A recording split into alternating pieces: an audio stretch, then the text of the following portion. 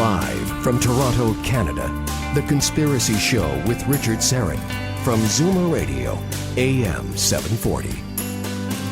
Welcome to the Audio Imaginarium. Come on in, weary traveler, hang your cloak on a peg, grab a stool, and come warm yourself by the fire. There are stories to be told, and you are among friends. Charlie Robinson, the co-author of Controlled Demolition of the American Empire, is standing by, and he'll be here for the full 2 hours. Carlos Cagina is the technical producer. Ryan White is the live stream producer. A quick programming note. This program has been pre-recorded. We are not live, so there is no live stream tonight on the YouTube channel, Strange Planet. However, the audio from this program will be posted to my YouTube channel in the next couple of days and will return next week with a live broadcast. In Charlie Robinson's latest book, co-authored with Jeff Berwick, titled The Controlled Demolition of the American Empire, Robinson and Berwick outline the possible consequences resulting from a political and economic system in crisis. Robinson uses the analogy of building demolitions to describe what he envisages as the impending collapse of the American empire. In order to take a structure down, support columns are identified, detonators rigged, alarms activated, and finally, plungers are pushed. What we're experiencing right now in the United States is that the end of the American empire is here, he says. It's not even so much a debate about whether or not this system is coming down, because the pieces have been put into place to take the whole system down. He suggests there is unlikely to be an all-encompassing conspiratorial hand intentionally guiding the process. Rather, he argues it's the neoliberal economic structure within the system and those responsible for implementing policies that give rise to it that are the key destabilizing factors. Having reached its apex, Robinson argues the system currently has nothing else to do but collapse upon itself. Charlie is the host of the Macro Aggressions podcast on Apple, iHeartRadio, Spotify, YouTube, and Iconic.com. He's also the president and broker of Alter Luxury, a real estate brokerage and interior design firm, and has almost 2 decades of experience working in Las Vegas real estate. He's an author and an independent researcher and has had a front row seat to the fraud and corruption in the mortgage industry during his 10-year career in Las Vegas real estate. He credits John Perkin's book, Confessions of an Economic Hitman, as the final piece of the puzzle that helped him to really see how the American government operates. He's the author of The Octopus of Global Control and co-author, along with Jeff Berwick, of Controlled Demolition of America. Hey, Charlie, welcome to The Conspiracy Show. How are you? I'm fantastic. Thanks for having me. I'm excited to be here. My pleasure. My pleasure. First of all, because he can't join us today, I want you to tell us a little bit about the co-author, Jeff Berwick. Who is he? Oh, he's an interesting character. They broke the mold when they made Jeff Berwick. He's a Canadian from Edmonton who started a company in Canada, took it public, and had $150 million valuation. And then with the dot-com crash, everything tanked. His co-partner there had a nervous breakdown. I think Jeff had a bit of a nervous breakdown himself. And he decided he was just going to travel the world and see what was out there. He wound up buying a boat and sailing it and crashing his boat in Mexico. And I don't know if he literally washed up on shore. I think he actually did. He wound up staying in Mexico for a while and loved it. And in Acapulco, met a woman from the area. They're married. He's been there for 10 years. He started a company called the Dollar Vigilante, which is a financial services company. And he started talking about concepts of financial freedom, and that led to government freedom, and it expanded from there. He was a financial analyst and who wrote the foreword to this book. And during a conversation one night, Doug said, "You know what you are, Jeff? You're an anarchist." And he said, "What's an anarchist?" And so Doug Casey explained the concept, and Jeff looked into it a little bit more. And sure enough, he discovered, he was. And so he embraced that and started to get into that culture as well, and eventually started something called Anarchapulco, which is the largest anarchist convention that's held every year in Acapulco, Mexico in February. And I've been a speaker there the last couple of years. So is Ron Paul and David Icke and Dr. Cynthia McKinney and Del Bigtree and a variety of people. And it's now morphed to become not just about anarchist or anarchy or government intervention, but it's turned into something bigger than that. It's a three-legged stool of anarchy and cryptocurrency and health and wellness. So they bring in people that can talk to you about homeschooling or unschooling your kids and that sort of component to it. There's people that can help you register companies offshore and talk to you about taxes. So he's brought in, it's evolved over the years, but it's turned into this really amazing event that I had no idea what to expect the first time I went. It was a Friday night, and I always tell people this story to kind of paint the picture of what the anarchist community is in actuality, as opposed to Molotov cocktails and burning tires and things like that, which, I think most people have that impression. Right. I mean, when I think of anarchists, I think of Antifa. I think of Marxism. I think of them as, quite frankly, as an existential threat to Western civilization.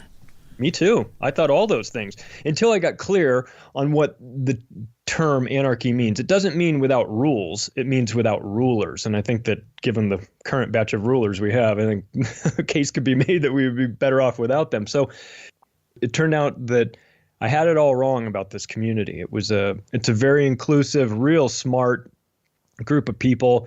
I don't know, from early 20s to people in their 70s. They're from all over the world, although met a lot of Australians there for sure, and Americans. It's an interesting batch of people. And through, I'd met Jeff a little bit before that when I went on his show to promote my first book, The Octopus of Global Control, which of course you had me on your show, and also Coast to Coast, which I will forever be grateful and appreciative of you for that. And Jeff and I were talking one day. We did our interview over Skype, and we were done recording, but we were still chatting. And he said something along the lines of, this whole it's all coming down. And I was like, well, what do you mean? And he said, well, this whole society, this structure that we've built, like the way we've built this, it's a house of cards, which of course I acknowledge. I mean, I've written about that. So we just kept going with this conversation, and he said, we should work on something together. We should write something about this. And I said, okay, let me think about it. Let me think about what I, where I see this going. So I wound up in Costa Rica. This is the summer of 2018. And I wrote out the framework of the book. And my feeling on it was I wanted to make the comparison between the way someone would take down a building, a physical building, and the way Jeff's statement of this is all coming down would line up. And so I thought that we could, I would examine the way that the technical engineering way that you go about taking down a building and then overlap that onto where we are right now. So that's why I wound up with these concepts, the 8 different chapters of the book that we'll get into. It just came out of a simple conversation with Jeff about it all coming down. And then it made me think, my octopus book came out of a similar simple conversation with my mother, who said, you've got all this information in your head. What are you going to do with it? And it had never crossed my mind that I had to do anything with it. And same with Jeff. I have this conversation with Jeff just thinking I'm promoting my octopus book, and he makes a simple statement like it's all coming down, and it gets me thinking, well, how would it come down? I mean, let's think about this. And so over the course of 2 years, we built out this book, and we had it ready to go in March of 2020. And we slammed on the brakes when the Corona situation hit.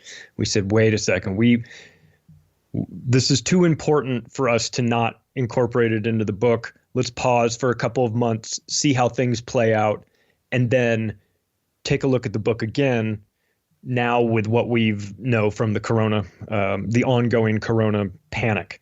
So I'm glad we did, because I was itching to get the book out in March, and we didn't do it. And I was a little bit frustrated at first, and I am so glad that we waited, because what has transpired in in 2020 has been a once in a lifetime type of occurrence. And for us to not incorporate that into the book would have made it irrelevant instantly. So I'm glad we waited for a variety of reasons, but it just came out, we're talking about the concept of an empire destroyed, and we're releasing that book at a time when people can envision it. It doesn't take much of an imagination to extrapolate where we are now and where things could go at the rate of, with the rate of chaos that we're seeing. So, Jeff's an interesting guy.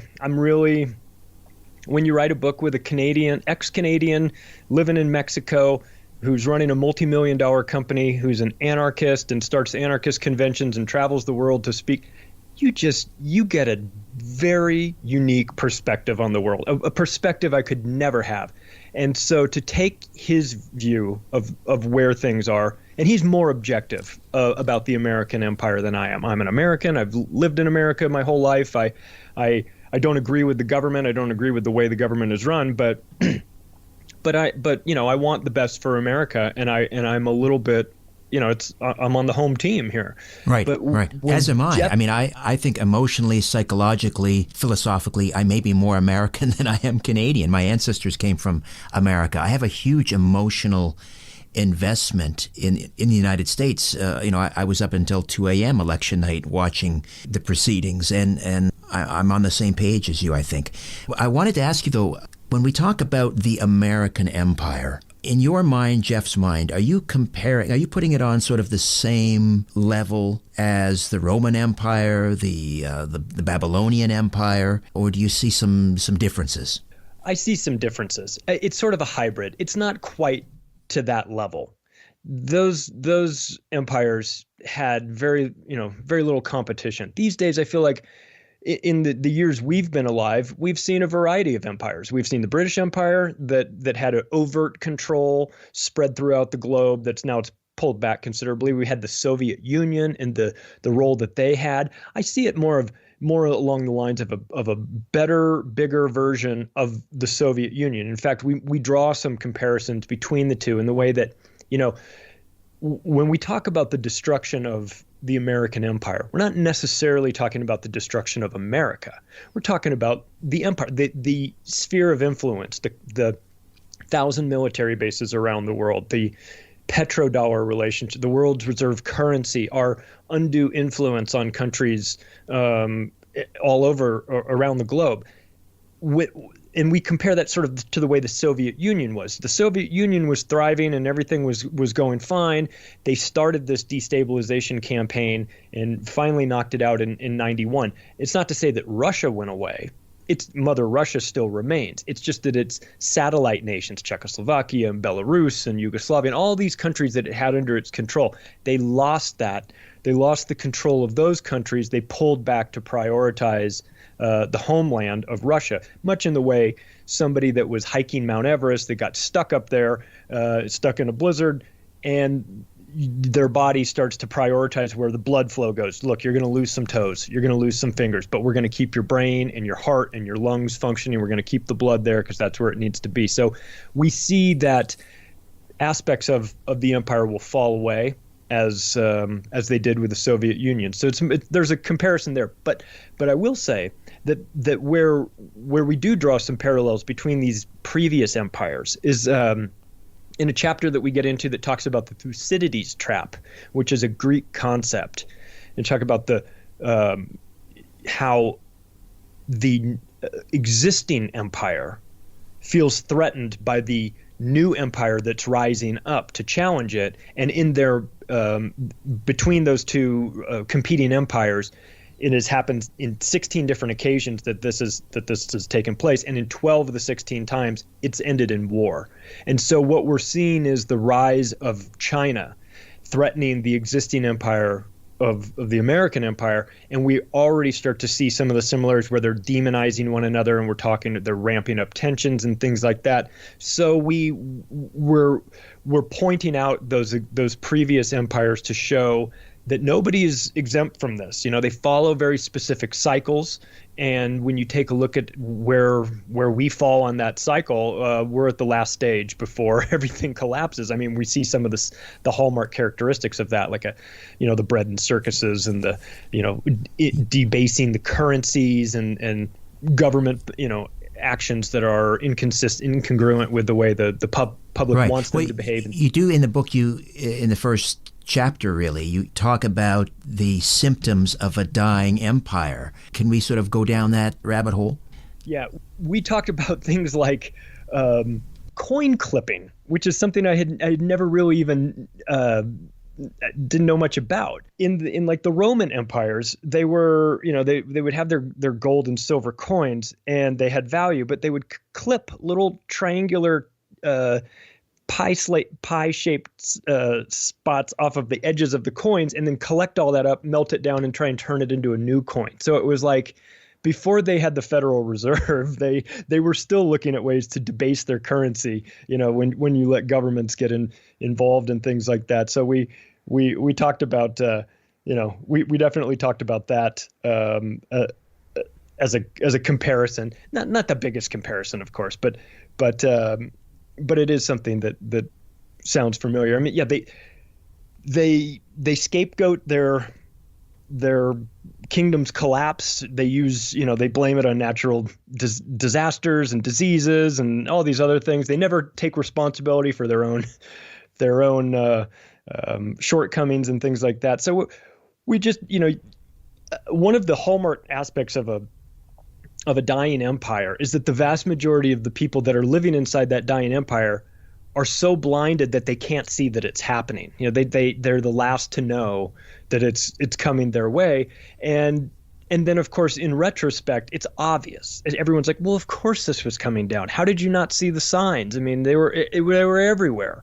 But we sort of have that same feeling right now too. In America, we're sort of well, that happens over there. Oh, with regard to elections. Oh, well, those election meddling, that's banana republics that have that, and it's like, no, we we have some of the same trademarks of that as well. So we're very good at trying to lie to ourselves or pretend that this is somehow a problem with, well, that happened in those empires, but it wouldn't happen in our empire. But we all say the same things, and in the end, it's inevitable because your behavior, the negative behavior by the governments and their policies, it just accelerate the movement towards a collapse. So. And then everybody just always acts surprised and points the fingers at one another. But it's crystal clear in retrospect what is coming. And like they said, give them bread and circuses and they will never revolt. And if America isn't the perfect encapsulation of bread and circuses, I really don't know what is. You also talk about aggression, and I suppose you could go back to the Spanish-American War, but really, I would say after World War I and the presidency of Woodrow Wilson, we really saw a ramping up of interventionist foreign policy, which was kind of a progressive idea that America needs to export its values. This isn't about building empire. This is about spreading our values to the developing world and so forth. But America, it's always been, there's been this tension, really, don't you think, between not isolationism necessarily, but more towards a fortress America, non-intervention, and then the forces of an aggressive military and foreign policy. So there's this kind of, I don't know, duality to America. Part of it wants to be an empire, and part of it is very adverse to that idea. Yeah, and the people that want Fortress America, I can understand. I can see their point for sure. It is before we start imposing our culture and our will on these other nations, let's make sure that we have our own house in order. Let's make sure that we're not having the same problems that we're, projecting onto these other countries. I mean, I think a good point can be made that, for the people that are of the belief that we should not be empire building around the world, well, if we just took that money that is going into the military, roughly $1 trillion a year, and we allocated that differently at home and fixed the roads and the infrastructure and maybe changed the education system and upgraded we did a whole, chapter on the infrastructure problems that we have in America. I think that there's a case. I think that's a logical and reasonable argument that this money can be spent better on different components of the American economy. But the problem is first of all, infrastructure rebuilding projects won't get you reelected. They're not very glamorous. They're necessary, but they don't get you votes. And there's more lobbyists for the military and in that industry working on behalf of them, in Washington, D.C., then there are people that are trying to push, hey, let's take some of that money and use it to update the sewer system under New York City that's 100 years old or something like that. So it's about, unfortunately, politics gets involved in this, and the decisions don't get made that are the most logical. They get made because they have the most influence behind them. So, the lobbyists play a role in this. And so a lot of people get frustrated with our money. Our tax dollars are being spent to export war to all of these other countries. And it's like, America has used these two terms, spreading democracy and humanitarian interventions, and it's just, they're so backwards, because you realize that the spreading democracy part typically comes from 35,000 feet, and as they're dropping bombs on villages and things like that. That's right. No way to spread democracy. Exactly, and expecting that amongst the rubble, some Thomas Jefferson will emerge from the desert sand and all of a sudden create this democratic utopia where there has been absolutely no tradition for democracy. We'll take a quick time out, Charlie, come back and continue to delve further. The book is Controlled Demolition of the American Empire. Back with more in a moment. Stay with us.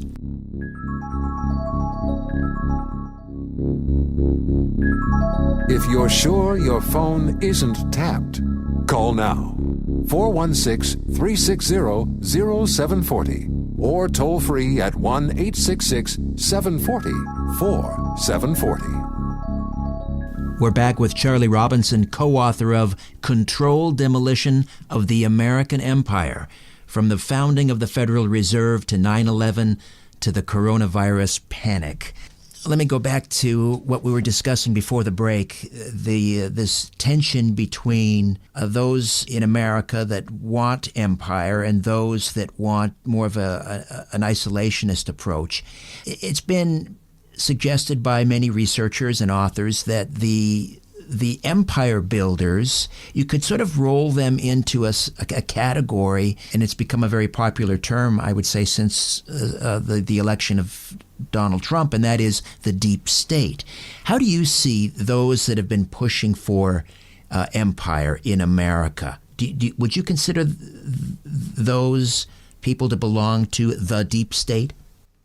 I would consider many of them to be part of the deep state. The empire builders, I put them in the David Rockefeller category of internationalists. He talked about his family being internationalist. It's more of a looking at the world and saying we want it all, as opposed to saying we want just the United States. So the empire building, it benefits a lot of industries. You've got the military industrial complex, of course. The banks always want war. They profit on both sides. So it's this push towards, it's that group of Rockefellers, Kissingers, and Brzezinskis, and that group.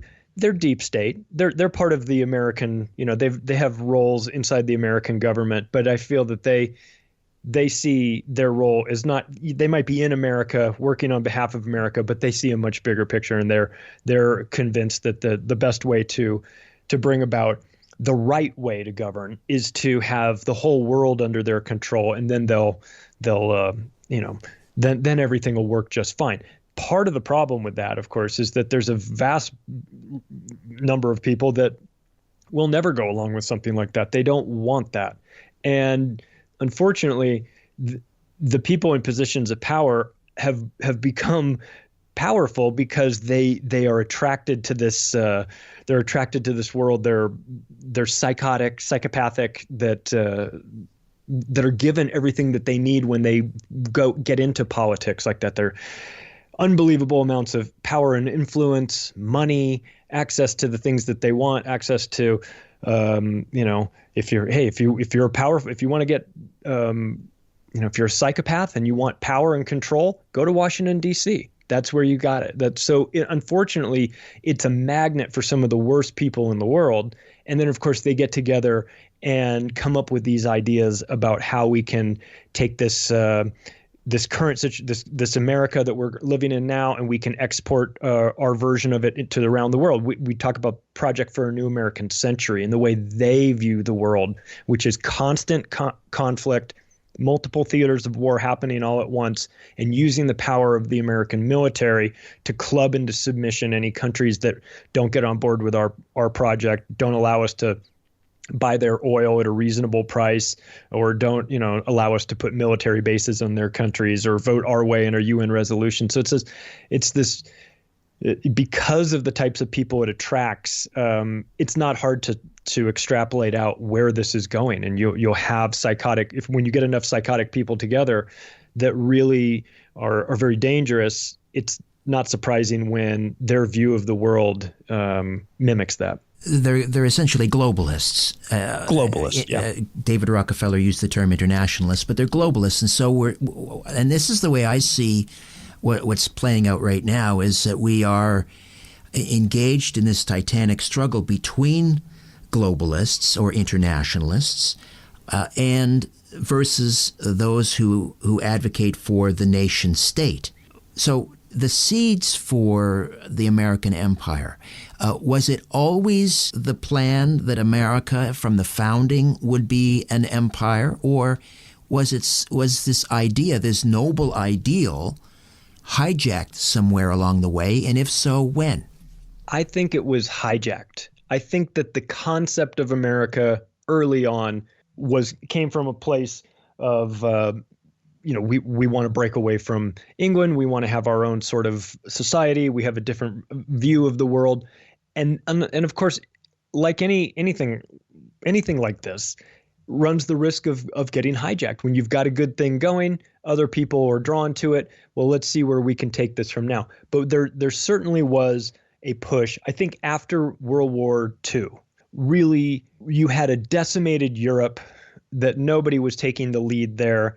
America parachuted into the tail end of that war, didn't get itself hurt as badly as the other nations from a casualty standpoint and a financial standpoint. Obviously, very little destruction inside America. So after that, we had this unique opportunity to lead the world, and we had the support and love of many people around the world. But it got hijacked. I think after Kennedy, I think we had consolidated power, and we were really starting to become one of the main players on the world stage. And then after the Kennedy assassination, things took a turn. We started to see meddling in foreign affairs at a level that we hadn't seen before. We're starting to see our exploration of conflicts all over the world, and we started to disguise things. And of course, things like changing the name from the Department of War to the Department of Defense.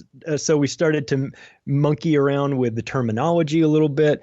We had the world's reserve currency backing us. So things really were headed in the right direction, but it got hijacked, I think, around the Kennedy assassination, and we made a hard right turn into where we are right now.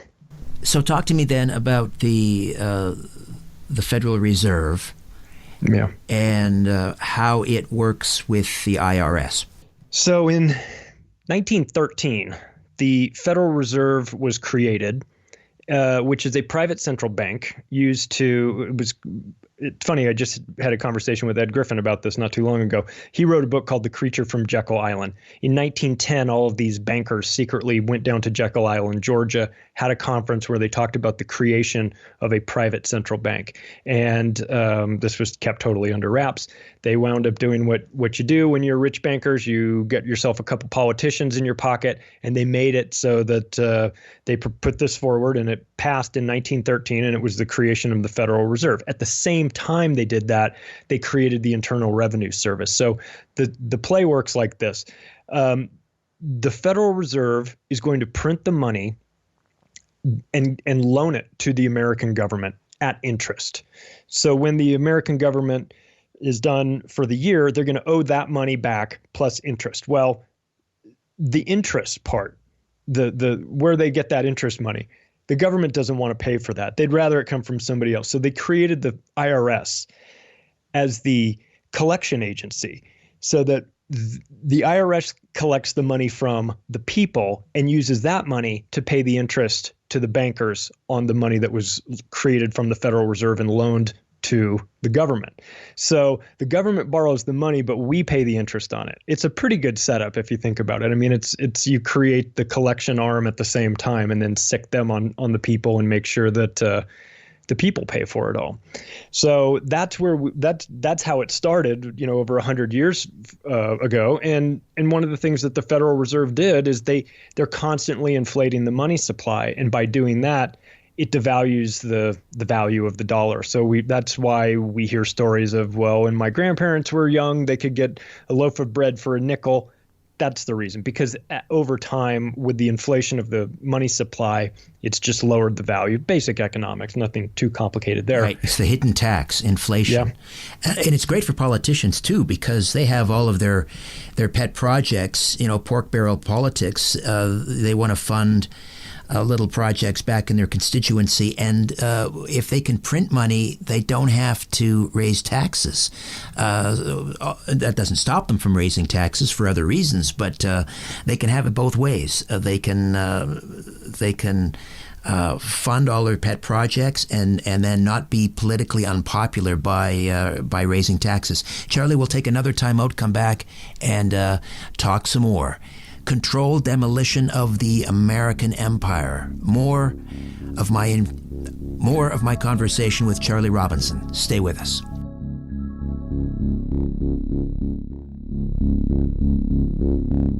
Corporations, governments, and sometimes entire civilizations. What goes up must come down, and it lands on The Conspiracy Show with Richard Serrett from Zoomer Radio. Charlie Robinson stays with us for the full 2 hours, and the book is Controlled Demolition of the American Empire. The idea that it's controlled, a controlled demolition, obviously parallels with 9/11, which we'll get into, no doubt. Why would the owners of the system, if you will, the deep state, whatever we want to call them, the oligarchs, why would they want to bring the house of cards down? It's like it's killing the proverbial golden goose, isn't it? Well, it is, but it's the last remaining obstacle to the one world government. You see, they can't have existing superpowers in play that'll ruin their operation of controlling the world. So we watched the destabilization of the Soviet Union 3 decades ago, much in similar fashion. Dragged them into an unwinnable war in Afghanistan for 10 years, in their case, or 20 years for us. Have their currency devalued. Watch the corruption inside the government run rampant, the media control, constant lies through propaganda, and we see these same sorts of things being exported to us these days, and we're living through it. So it's important for this last remaining superpower to be taken out, not necessarily exterminated, but just defanged enough so that they don't stand in the way of the globalist goal of controlling the whole world. They're going to need America on some levels, but they don't want them as powerful as they are right now. So we see the hollowing out, and this is a process that takes decades. This is why we talk about things like concept of pre-weakening the building. We're like, well, what does that mean? Well, when you're talking about pre-weakening a real building, you're going through and cutting all the support columns, not enough that the building will fall down, but just enough that you don't have to use as much explosives when it comes time to take the thing down. So you're cutting these support beams and things like that. Well, the same thing has happened inside the American empire as well. Talk about globalization and things like NAFTA and gutting the industrial capacity of the United States. It might not destroy it overnight, but give it 3 decades or 4 decades, like where we are these days, and we see that we've outsourced all of our manufacturing to foreign countries, and that's had a tremendous effect on us. Things like policies like NAFTA and GATT and things like that. These were devastating to America, but sold to us as a way like, well, listen, it's globalization. Isn't this great? You're going to get your TV for half the price from China. That is great, but there is a price to be paid. So it's important for them to, you got to take the building down, but they have big plans for America. They have plans to rebuild it in their image after it's all done. So we just have our eyes open for some of the problems that had been happening for 30 or 40 years. They weren't actually accidental. They were like lighting a very long fuse on this and then acting surprised when it blew up things, 4 decades later. Well, you talk about weakening the structure, the foundation, if you will, and a lot of that has to do with making a population very compliant and servile. So talk to me about the process of dumbing down America. Yeah, it's a process that has been happening in a variety of ways. We've got the literal dumbing down through fluoridation of the water, which lowers IQ. And sodium fluoride is a neurotoxin. It's added to the water supply. There's a whole story on how that came to be, but it has devastating effects on us. We have real problems with vaccines and how they have destroyed the health of people. It's a polarizing and difficult topic to get onto, but that's been a part of it. We have the education system. We've watched it go from one of the best education systems in the world down to 37th or so on the rankings. We have the introduction of Common Core, which can only be described as the intentional dumbing down of school children. The way they conduct math, the way they instruct for English and math makes no sense. In fact, Dr. James Milgram, who was the only PhD mathematician on the Common Core, when they were developing the curriculum for it, he walked away from the project, said, I don't want anything to do with this, and now spends his days traveling the country on his own dime to give lectures against Common Core. So they've dumbed down the school children. They've got us with television. They've poisoned us with GMO foods. Our air isn't fit to breathe. They're spraying things in our atmosphere. John Brennan admitted so much in a Senate panel. So they're getting us from every angle, and we're getting to the point now where we've outsourced our critical thinking to other people in the media, people in the government, because thinking's hard. And then we act surprised when we're unable to assess the situation. Well, of course we're unable. We have very strong factors working against us. A lot of people that have a vested interest in keeping us all sort of dumbed down and dependent on government and sort of in this big, a big group, big fog. And then very few people above it can see, with high IQs, they can see the whole plan. They can see how it's all laid out and developing. So it's devious, and it's undeniable. Just go to Walmart, walk around. You tell me if the dumbing down game has been running to perfection. I mean, I joke about it, I kind of have to laugh about it and everything, but it's a serious problem, and we've been taught to not believe our eyes, and we all share a responsibility. All right, we'll take another quick time out. Back with more of my conversation with Charlie Robinson right here on The Conspiracy Show. My name is Richard Serrett. Stay with us. Charlie, we were talking about the dumbing down of America, and also part of the weakening of the support beams in order, for there to be a controlled demolition of the empire is to make people weak, chronically sick, if you will. And you mentioned vaccines and so forth. But there is also something very ominous. This came out in 2015. There was a periodical, a magazine, I saw this online, that was advocating for a rather aggressive depopulation program in the United States It talked about bringing the population down from a current roughly 325 million to 65 million souls by the year 2025. Some people have argued that was a hoax. It's not real. What did you find out? Well, that's Deagle.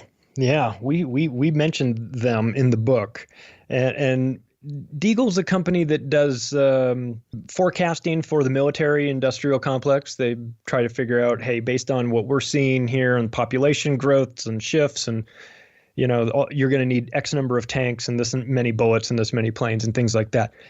Yeah, their population projections for the year 2025 were staggering, and it was all Western countries. We were talking about reductions in population by 50, 60, 70, 80% in some cases. It was, and you look at that and you go, do they know something we don't know?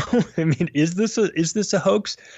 We didn't find any indication of it being a hoax, but and you don't need to go simply off of what Deagle has put forward to have questions about the depopulation agenda. Now, if you mention the depopulation agenda to somebody, just a casual observer of this, they will tell you, get out of here with that nonsense. I mean, this is crazy talk. I mean, you sound like a conspiracy theorist with all this. Get your tinfoil, all those things that they reflexively throw up when you talk about a depopulation agenda. But look, it is not my words. I'm not saying that they're planning this. They are saying that they're planning this. You can read their books. They lay it all out. They're very upfront about their plans for depopulation. And it's an interesting, it's a horrifying way of looking at humanity. But you have to, the problem is we're all at a severe disadvantage because all of us decent, normal, nice human beings, our brains don't go there. We don't consider things like that. So we also project that. We say, well, because I would never do that, they would never do that. Well, I wouldn't be so sure about that. When you're talking about psychopathic people that are finding themselves in positions of power, they think differently from us. One of the things that they are missing is empathy. And when you have no empathy, you are freed up to cross lines that the rest of us would never think of crossing. And when you come from these extraordinarily wealthy and powerful families, it's a bit of an echo chamber, and the way they view humanity is all of these people are taking up space on my planet, and it would be so much better if they weren't all here, especially when you start thinking like the way governments think or the way that they're talking about managing people. It's like, well, we could do this management program so much better if it wasn't for all these people, so if we could just get rid of all these people, then things would run much smoother. But that's always been a pipe dream until now. And you get guys like Zbigniew Brzezinski talking about how it used to be easier to control 1 million people than it is to kill 1 million people, but now it's easier to kill 1 million people than to control them. So where are we going with that? The rise of robots, the rise of artificial intelligence, the rise of, we have to discuss a universal basic income. Well, why are we doing that? Well, because these machines are going to take over your job. Oh, okay. Well, we'll pay you money not to work, and here's your universal basic income. But can we not extrapolate what the next step is there? The next step will be, well, since you're not doing anything, why don't you get off this planet too while you're at it? So it sounds crazy. I acknowledge that. Whenever you talk about depopulation, it takes you to a very strange place. But for people that are instantly dismissive, I would suggest look into this. There's a lot of evidence that they're planning this, that they're putting their plans in place. They talk about it. They certainly do write about it. They're not afraid to talk about it publicly. So it's not so much that I'm saying, or Jeff and I are saying, that this is a depopulation plan. It's that they're telling us that there's a depopulation plan. We're simply acknowledging it and writing about it. But your brain has to go to a place where it doesn't normally go in order to think like them. And it's a dark place, of course. Right. We're all wired for normal bias. When the roof is caving in, no, that's just, there's some mice up in the attic. There's nothing going on here. But this whole sort of Malthusian philosophy has really been, well, it's been echoed, in the Georgia Guidestones, and I think even the Council on Foreign Relations quarterly Foreign Affairs also talked about the need for depopulation, and it's also been incorporated into the whole environmental movement. The whole green movement. The World Wildlife Fund, one of the founders, Prince Philip, was once asked if he could be reincarnated, what would he like to come back as? And he said, a deadly human virus. This idea that, and you see it now being taught in the schools, that humans are basically a cancer on this planet. We're a virus. It's a real human-hating movement. So this whole depopulation agenda has really been, I think, welcomed in large measure by the younger generation. They don't know what they're walking into. They have bought the lie. It starts in schools. I did in my octopus book. I talk about a professor named Eric Pianka at the University of Texas who's teaching evolutionary studies. He's talking about my favorite virus. My favorite is airborne Ebola because it kills 9 out of 10 people. I mean, he says it's great for everyone that survives. They get to bury 9. And it's like, well, hang on a second. This guy has access to your kids. This guy is a professor at the University of Texas. This guy didn't just get drunk at a bar and blab this out to somebody. I mean, he's talking about this to his students. He's writing books about it. So there is a push for it. There's a push to normalize it and to get us to be self-hating about who we are and what if we can't, look at our carbon emissions, our carbon footprints and all of that. I mean, you just have to dig into the Club of Rome, 1971, wrote a paper called The Limits of Growth. They talk about this. They talk about how they plan to invent the concept of global warming and use that as a tool to create a carbon tax that would then be used to fund their one world government. Now, when you say that to somebody who's holding a Greenpeace sign, they want to stab you, of course. But it's like, well, listen, I'm not saying this. They're saying it. Read their books. Read their information. And who started the Club of Rome? David Rockefeller and Dr. Alexander King. David Rockefeller, the guy who started the United Nations, is also talking about how they're creating the concept of global warming and that they will use that, be it real, quote, or imagined, as the pretext to shape human behavior and change society. So it's these people are very dangerous, but you have got to give them credit for taking a very long-term approach to what they want to do to this world. They don't have a problem if it takes multiple generations, as long as they get where they want to go in the end. So you see things that you would never expect, like the head of the Sierra Club. The Sierra Club that protects trees and everything, talking about how depopulation is the best method and how he wishes that there were less people, that he wishes he could wipe out the people. It's an insane mentality, but it's not limited to it's pervasive in the highest ranks of government. Absolutely. They don't have to kill us. They've convinced us all to take a giant suicide pill. Yeah. Young people today, I don't want to have a family. I don't want to bring children up in this world. Humans are a cancer. We need to depopulate. No more children. Don't have babies. We'll pick up on this on the other side. Charlie Robinson stays with us into the next hour. Stay with us right here on The Conspiracy Show. Live from Toronto, Canada, Earth, The Conspiracy Show with Richard Sarrett on Zoomer Radio.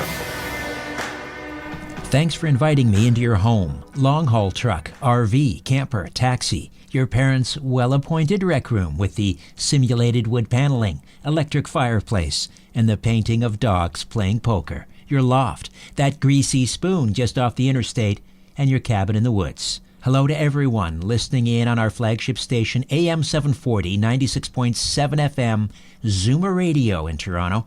Hi there to each of you tuning us in on one of our affiliate stations across North America. And hey you, streaming us on zoomerradio.ca and on the Zoomer Radio app. Hi to those streaming us on the YouTube channel, Strange Planet. However and wherever you're listening, I bid thee the warmest of welcomes and I thank you for your fine company. Charlie Robinson, the co-author of Controlled Demolition of the American Empire, stays with us this hour. Now, before we get back to Charlie, just a reminder that if you'd like to support the work we do here at Strange Planet and The Conspiracy Show, you might consider becoming an official donor. Just go to patreon.com/strangeplanet. Patreon.com/strangeplanet. Any monthly amount is greatly appreciated, but there are several donor tiers to choose from. Patreon.com/strangeplanet. Also, please take a moment and go to my website, strangeplanet.ca, and that's your portal to all of my various projects. This radio show, of course, The Conspiracy Show.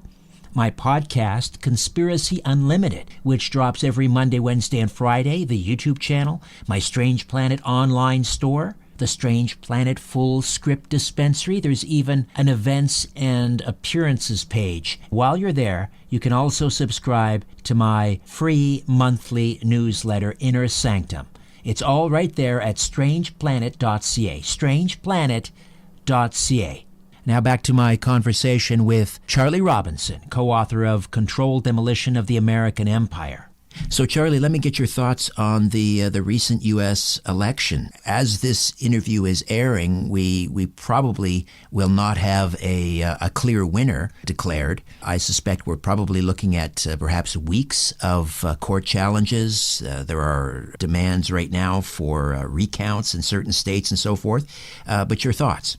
Well, not surprising, of course.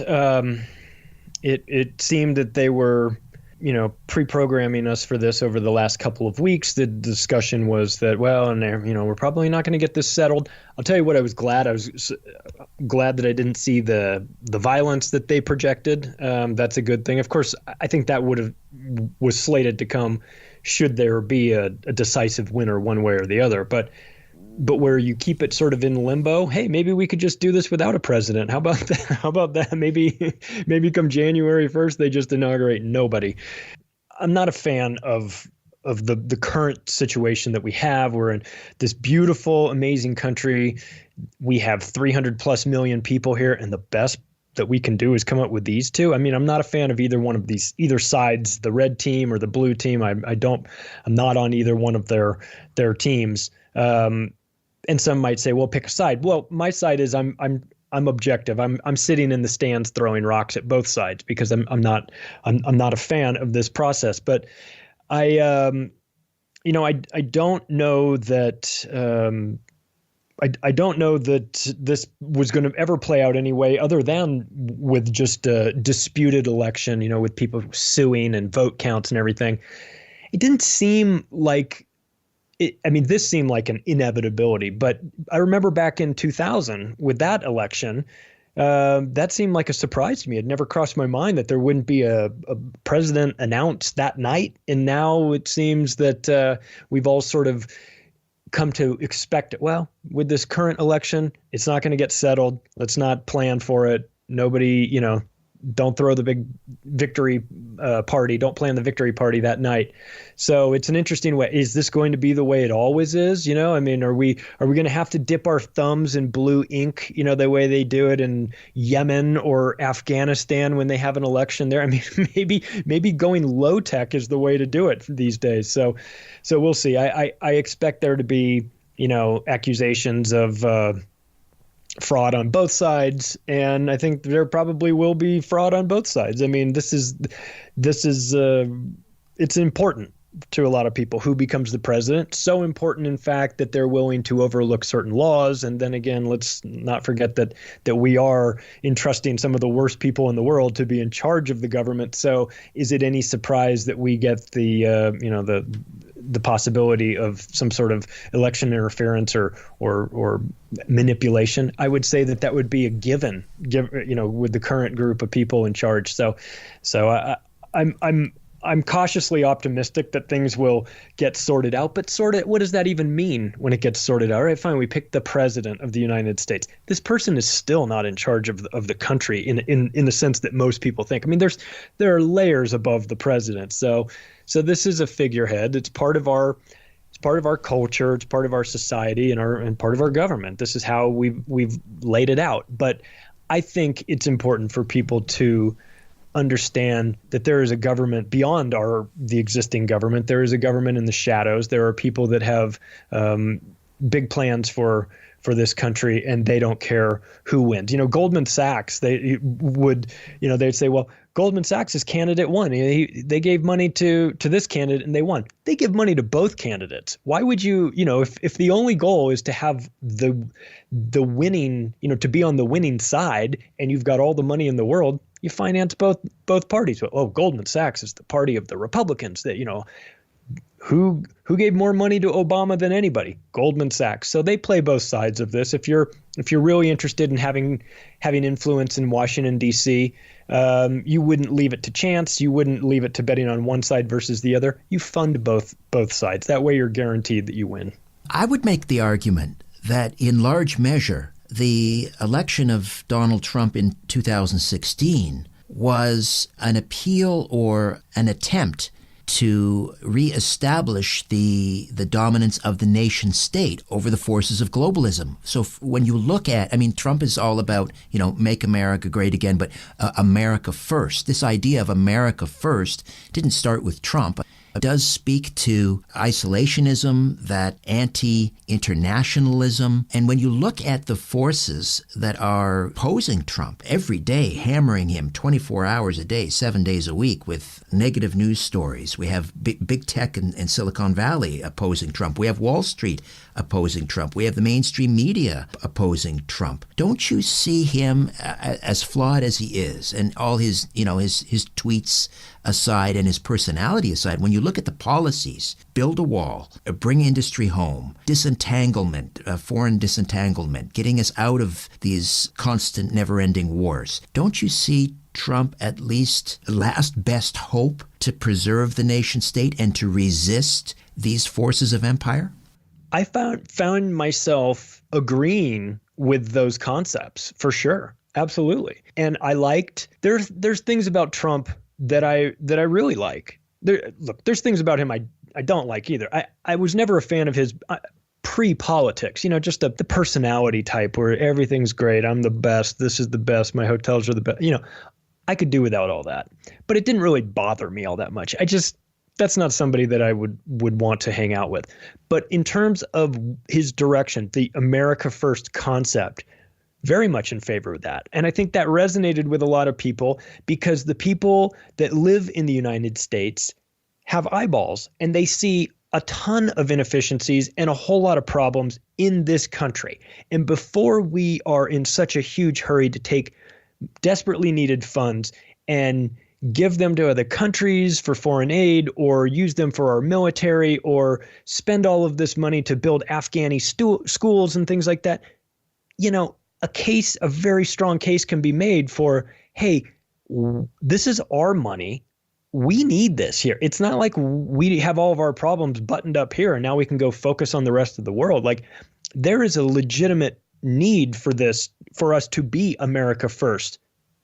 Now, get our problems sorted out, fix us up. And then if we choose to conquer the world or export our version of America onto the world, then let's do that. But right now, all we're doing is we're yelling at the world, hey, look at how great we are here in America. And then we look at America and our homeless population has exploded. Our schools have never been worse. Our medical system, the United States healthcare system is the third leading cause of death for Americans. Our infrastructure is a disaster. I mean, we've got a lot of problems here at home. So it's not being, it's self-preservation in a sense. It's looking at the problems that we have in America and the world and saying, okay, there's only so much we can do. There's only so much money to go around. Let's prioritize. And I think a lot of people liked the way Trump talked about how he would prioritize the things that he would do, making America great again, whatever that means. Now, I know that triggers a bunch of people on the left, but think about just the words, making America great again. That is a concept that I would think most Americans could get on board with. Take Trump out of the equation. Just the idea of trying to focus on America. Now, some people say, well, that makes you isolationist. Fine. Call us what you will. But we have problems here at home that need to get sorted out before we start worrying about other people's. I mean, we cannot be the world's policemen. First of all, they didn't ask us to be, but second of all, we have problems here at home that need to be addressed first and foremost, and then maybe we move on to these external fantasies that we have, or these desires that we have about spreading democracy or creating,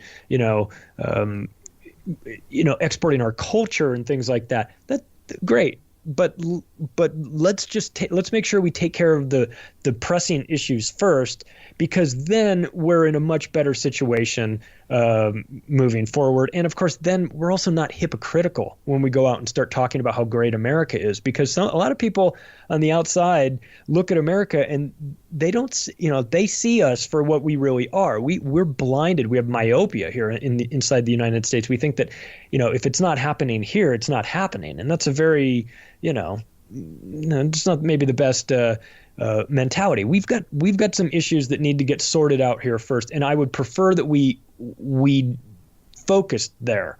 Not to say that we ignore the rest of the world, of course, but just the priorities. So the globalist mentality of let's just focus on conquering the world. Well, that's what you would do if you had no intention of helping America. If your plan was to rule the world and enslave everybody, your priority would not be to fix America, because you need America destroyed. So there's two very different ways of looking at how we should be running our country or our society.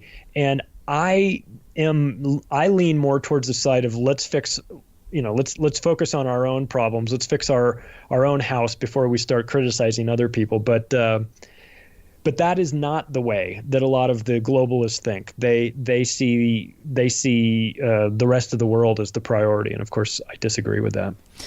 How is mass immigration policy being used to dismantle the American empire?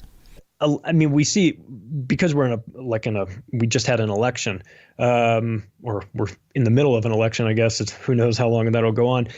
It's a really good time to take a look at something like that. We see how the policies of allowing mass migrations into some of the southern border states, California, Arizona, New Mexico, Texas, we see that as the Democrats have always said, let's allow all these people in. Let's put on our we're compassionate hat and say we're so compassionate. Let's let everybody in. Let's give them everything that they want. Hey, but when it comes to election time, just remember who gave you all these things. Wink, wink, and we'll get it to swing that way. Boy, that's a dangerous way to pander for votes, in my opinion. I think that it has been it's been politicized for sure. I'm all in favor of immigration. I mean, how did America become America? Through immigration. But there has to be there has to be a line. There has to be a line in the sand. There also has to be a line that you get in order to, make the process work. You can't just allow everybody to come in. When you do that, it has repercussions that are hard to quantify, like what it does to the shape of your society. As an example, we've seen this in Europe lately. The bombing of Libya, and then the migrant caravan, the crisis of Libyans and North Africans leaving and flooding into Europe. And what did that do? Well, it messed up the social cohesion of some of those countries. Germany had gigantic problems with it. The UK has problems with it. They're allowing people in. So the government is saying, come on in, let's be nice and compassionate. How dare you question us? We're trying to save these people. And you've got the other people saying, no offense to those people, but we're just struggling ourselves here. Like, we don't need a new influx of people that aren't willing to assimilate or don't have our shared values or whatever, whatever the problems are, the perceived problems are with this incoming horde of people. I can see it from both ways, but from the globalist perspective, they see it as a great way to dilute the society. You take a strong nationalistic country like Germany, and you infuse a very serious population of migrant Muslims that are in a caravan, rightfully so, by the way, leaving a destroyed country and looking for safety. And you corral them all into your country, And then problems spring up, and it's like, oh, we couldn't have envisioned this. Well, of course you could envision this. What did you think was going to happen? And some of that is deliberate, I would suggest. But guys like Soros and have been very instrumental in funding migrant caravans and trying to do, because it works as a destabilization tactic as well. So it's a tough topic, because if you're living in Libya or you're living in Guatemala and there's death squads roaming, how can you blame anybody for wanting to get out of that situation? But then you go back and you look, well, what's causing that situation? And most of the time it's us, it's our policies or a combination of, the United States with NATO conducting these bombing missions that destroy a country like Libya, and then, millions of people leave there. We can't act surprised about that. And then we blame them for going to some other country and destabilizing that country. It's like, well, let's get to the core of this. They wouldn't have left. They weren't leaving Libya before we started bombing them. So it's not accidental, and it creates this method where you destabilize a strong country by injecting people that aren't from there, and that have told you in advance, we don't plan to assimilate. We're not looking to become Germans. We're looking to remain ourselves, but just live in a foreign country. And then we act surprised when it all goes wrong. Well, of course it's going to go wrong, and it was by design.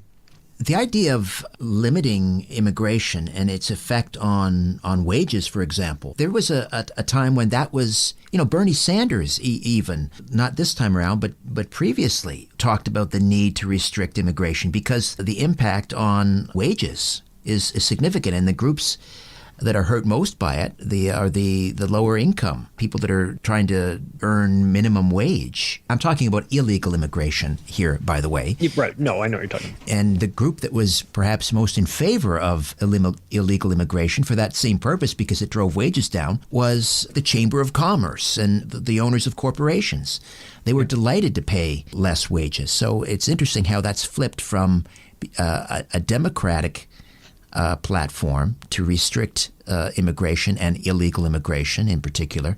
And it has now been one that's been embraced by, I won't even call it the Republicans. I think it's no longer the Republican Party. It's the Trump Party. Yeah. Well, they've got if they want to manufacture cheaper, they've already got the option to do that in foreign countries where they can outsource everything to China or India or Pakistan or wherever.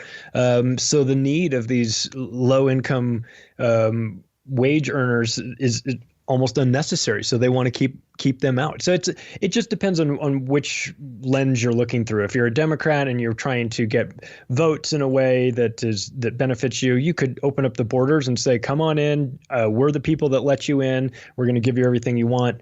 You have to vote our way. That's policy. But then I can understand, and I can understand why they would do that. I'm not saying I approve of it, but I know why. It makes sense to me why they're doing that. And it also I'm also for being compassionate too. There are a lot of people that are trying to escape unspeakable horrors in their home country, and so it's a tough debate, and of course that's why it's been going on for a long time, because it's not black or white. I mean, you can see it from a couple different angles here. So I have a ton of compassion for the people that are escaping their war-torn countries, or horrible governments and things like that, but they might be out of the frying pan and into the fryer by coming to the United States, because we're experiencing some of the problems that they left their country for. Maybe not the outright bombing necessarily, but I think that those people will find that America might be better than where they are, but we still have quite a few problems that we're still working on trying to solve. Controlled demolition of the American empire, from the founding of the Federal Reserve to 9/11 to the coronavirus panic. Very quickly, Charlie, how do we get a copy? Amazon. Amazon has the paperback and the Kindle. We've discounted it significantly early on. We want people to. We don't want the money part to be a factor. We want people to read this book. It isn't. Last time I checked, it is number 55 on Amazon out of 1.8 million books. So we are getting the word out there. It is we're very pleased. We're humbled by it, that the fact that people are embracing it. We feel that it's an important conversation to have. And there's a lot of people that know these topics already. So I encourage them, listen, this is the book that you buy and send to the people in your life that don't know the things that you know, that you're trying to get through to. This is going to explain it. We tackle a variety of topics here. So there's bound to be a component of this book that will appeal to somebody in your life. All right, we'll take a quick time out, come back, and discuss further. My name is Richard Serrett. You're listening to The Conspiracy Show. Don't go away.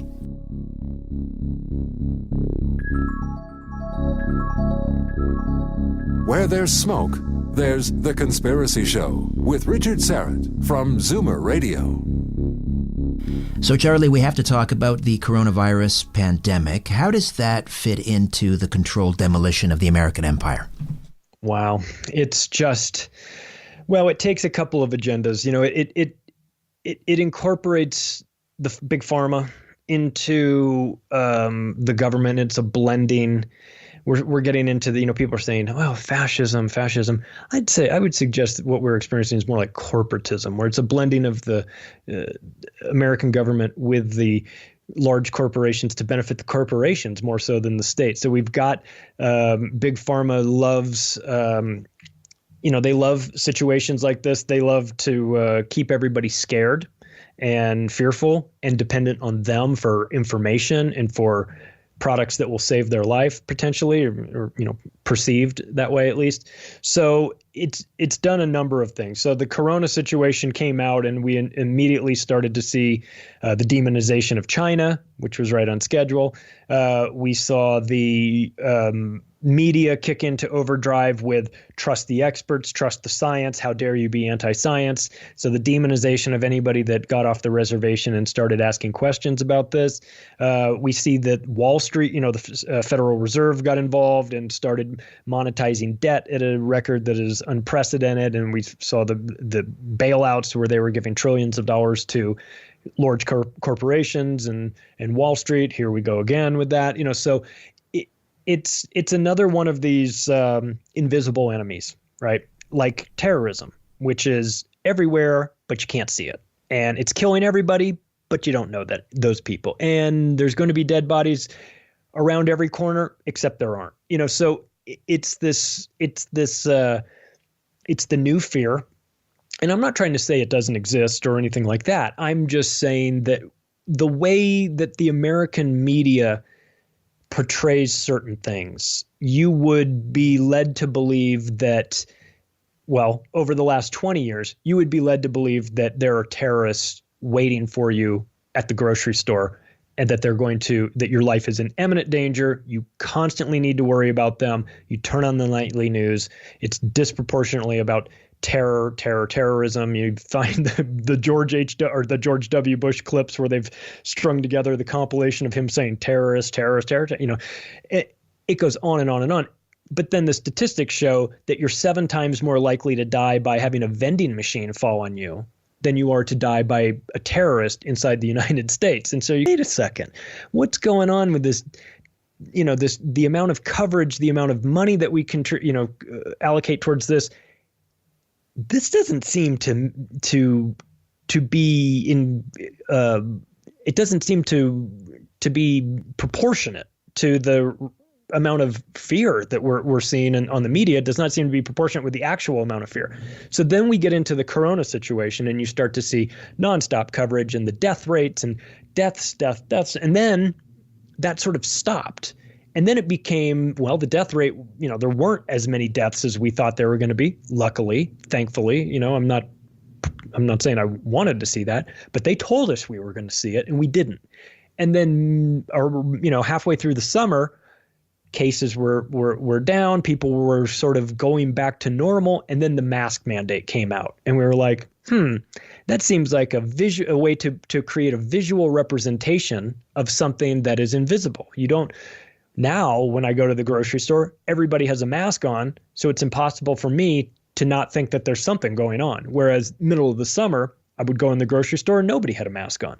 So it's conditioning, and we're watching this. So it's happening. There's a variety of levels going on here. You're watching the destruction of public health. We're watching the destruction of any sort of trust people had left in the mainstream media. We've watched the Federal Reserve and in conjunction with the government print up trillions of dollars and just give it away to everybody except the people that needed it most.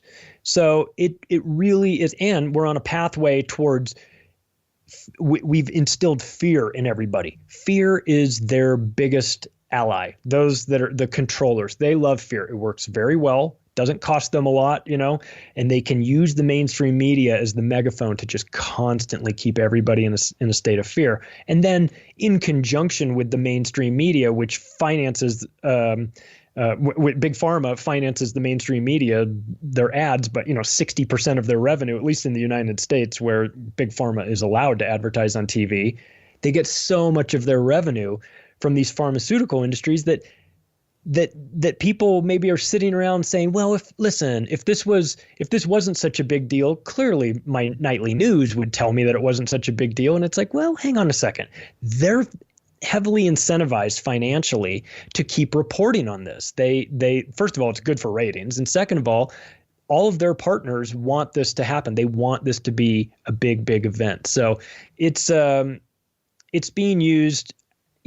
It's the Rahm Emanuel, never let a good crisis go to waste sort of mentality, where any sort of cockamamie idea that these globalist maniacs had that knew would never be approved or embraced by the public, now all of a sudden they think, well, how can we slap a Corona slant to this and then, put this out to the public, and maybe we'll be able to get them to go along with our crazy ideas.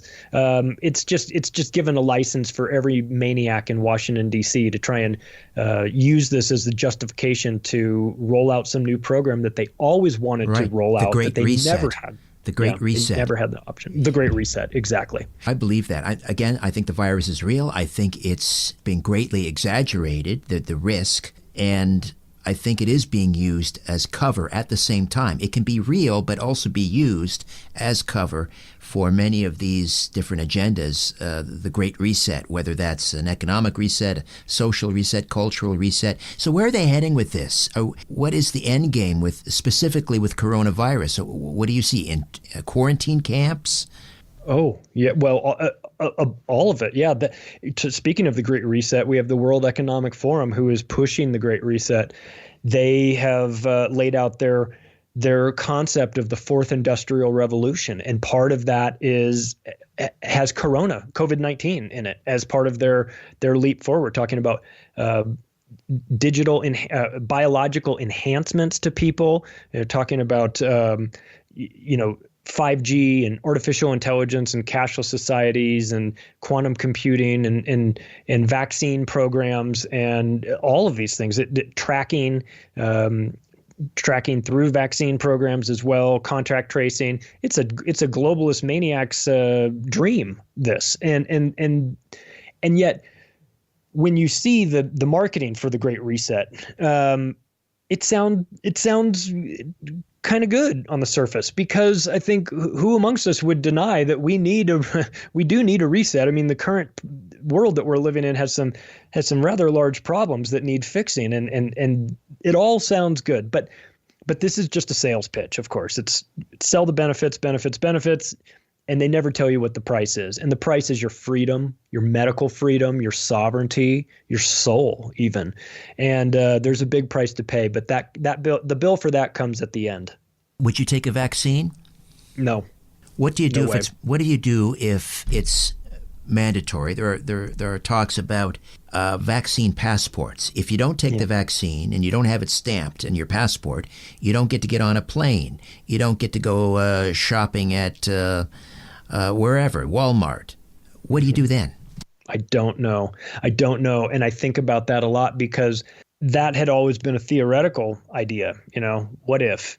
But now we're starting to see it. We're starting to see we're seeing the predictive programming. We're seeing them run, leak little ideas out there and get people primed for it. They're talking about we have the social credit system in China, which is set up in a similar way. Now, I look at that and I'm horrified by it. But the globalist technocrats look at China and they go, I like what you're doing there. Let's export that to us. And part of that is using a person's actions against them. As in China, the social credit system, it's like if your score is low, and if my score is low in China and I call my friend and have a conversation on the phone, their score goes down because they're associating with me. So it's a devious way of using your friends and family and society to shame you and control your behavior by making it difficult for you to join the rest of society. I agree. I think China is the blueprint that they have in mind for the rest of us. In fact, our Prime Minister, Justin Trudeau, was once asked what he admired most about China, and he said, and I quote, "Their basic dictatorship." That's our fearless leader. Back with more of my conversation with Charlie Robinson. Stay with us.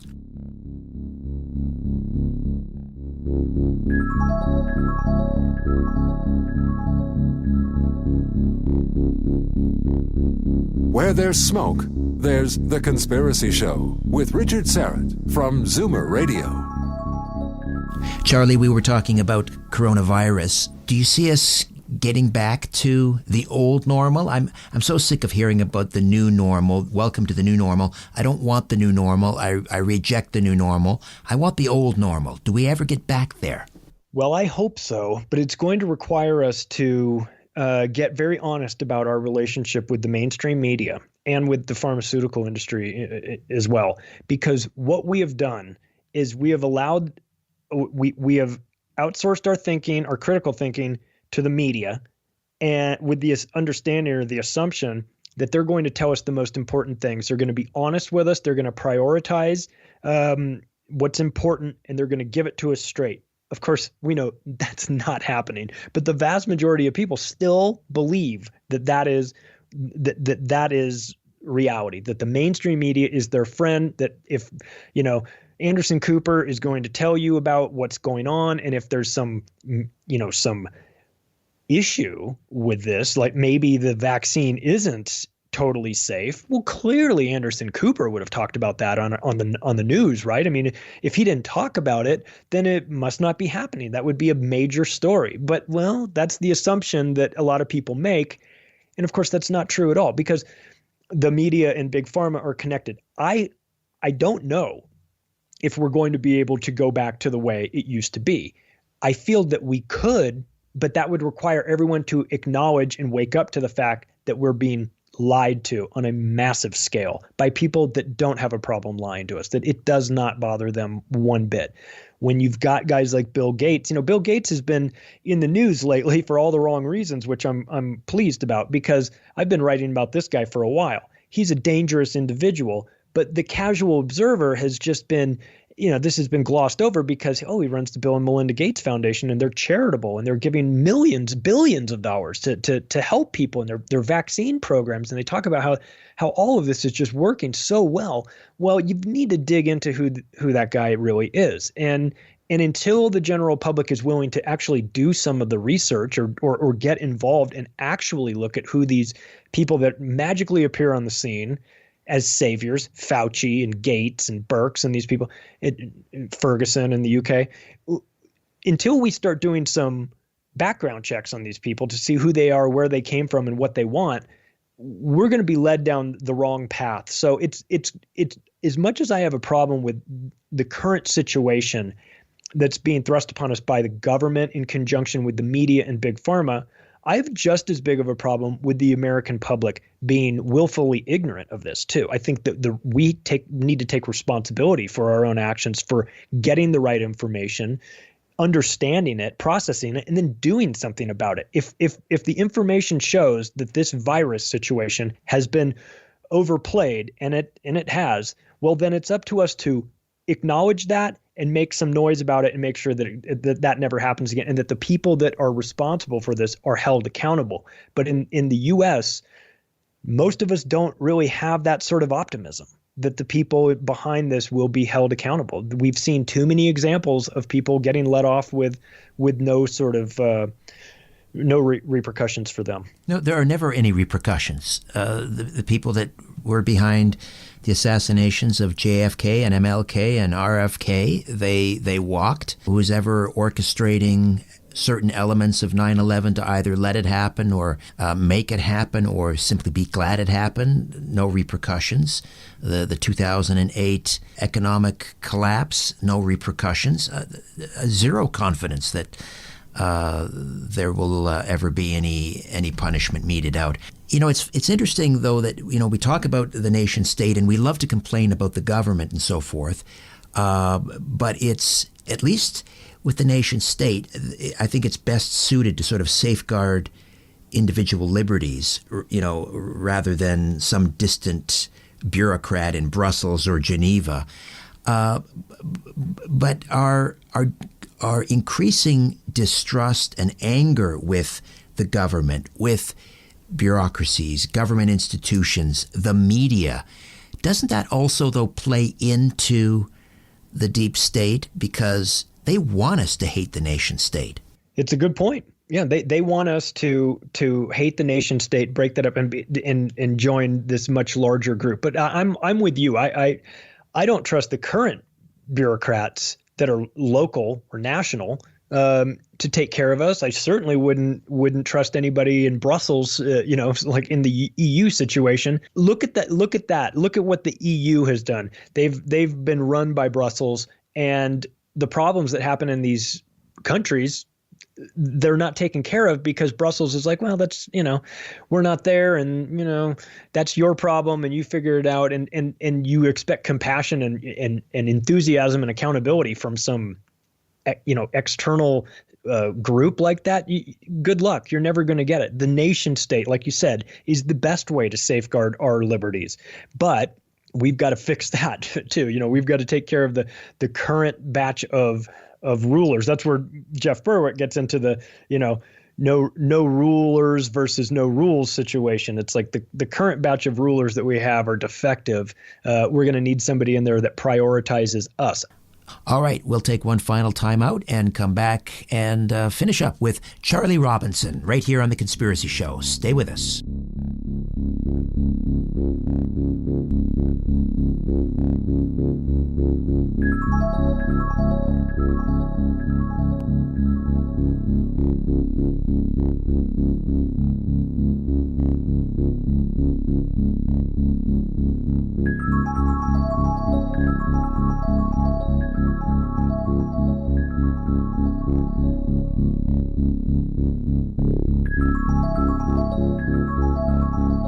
Peering into the shadows where the truth often hides. You're listening to The Conspiracy Show with Richard Serrett from Zoomer Radio. Charlie Robinson stays with us for a few moments yet here on The Conspiracy Show. We have to leave our listeners with some good news and some hope, Charlie. So how do we push back?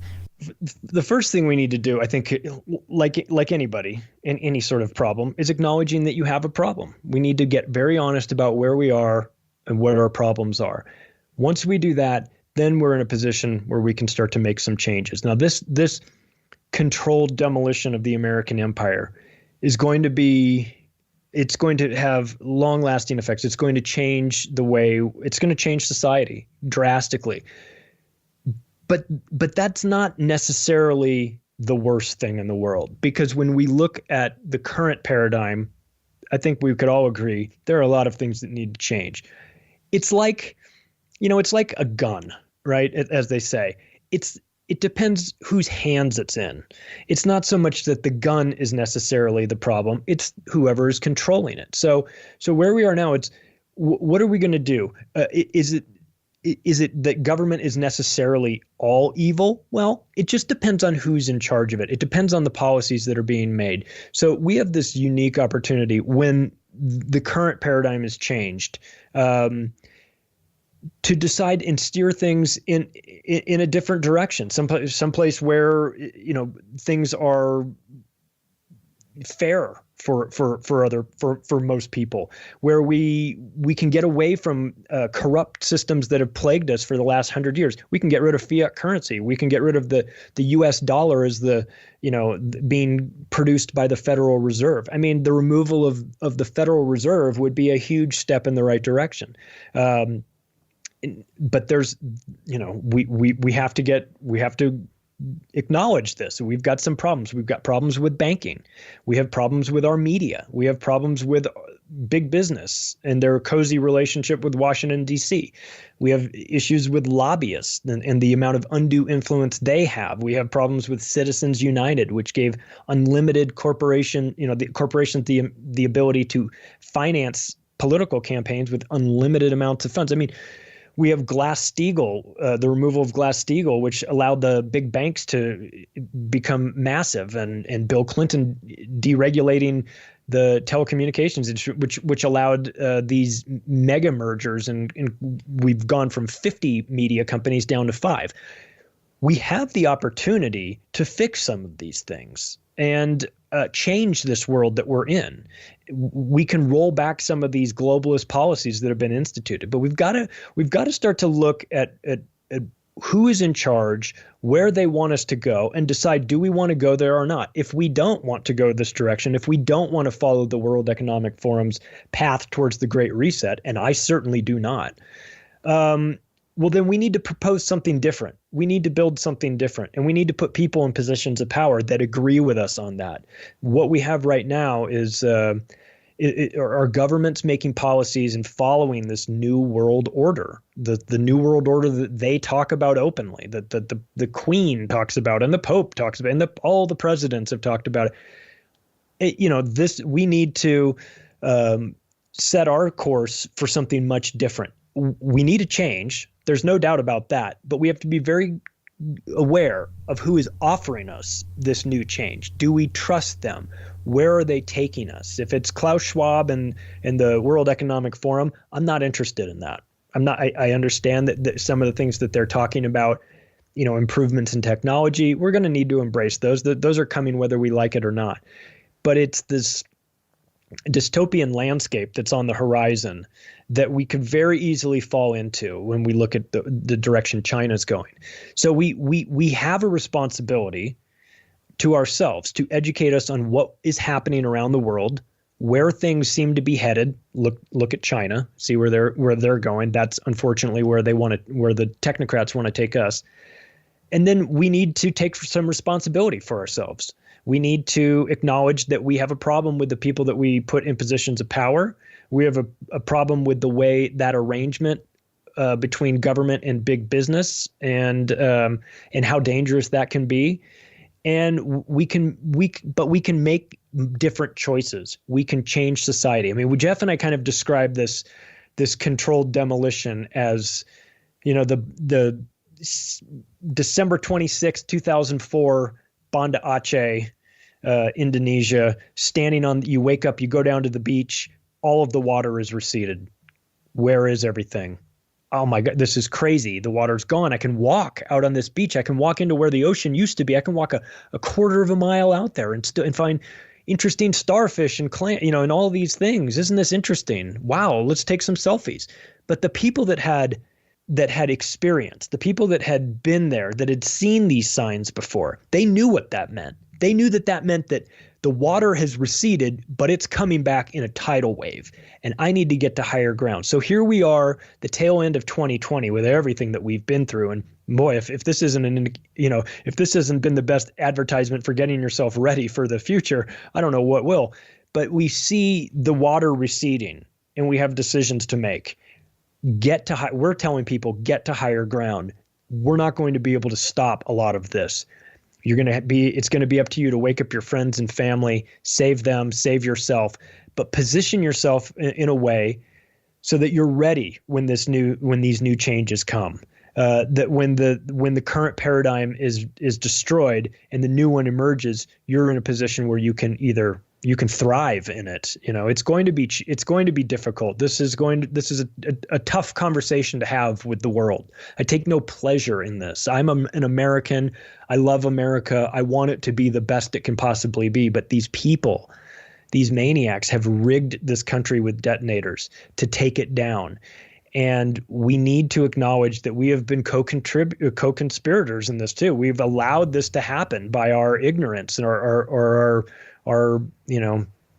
belief that nothing bad can happen because we're American. We always win. Well, we're going to need to wake up to some of the new realities, and it's tough for people to go to think like that, but let's take this opportunity to, when things change, to make sure that we build a different society that prioritizes us and prioritizes the things that we need, that human freedoms are super important to us. How do we do that?